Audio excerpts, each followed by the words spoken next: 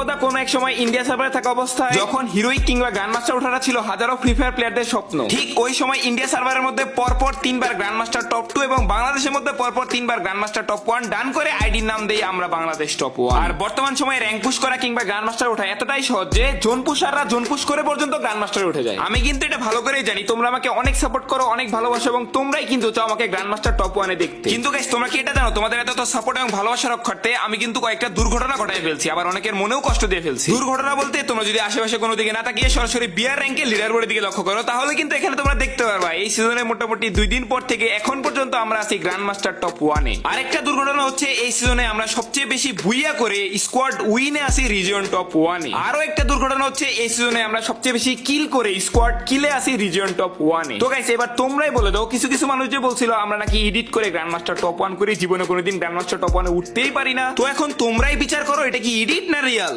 আর তোমরা যারা আমাকে সাপোর্ট করো তাদের তো অনেক অনেক বেশি ধন্যবাদ, ভালোবাসা, লাভ ইউ অল। আর হাতে গোনা যারা কয়েকজন কিছু মানুষের কথায় লাফাইছিলা তাদের জন্য কি এইটুকুই এনাফ না?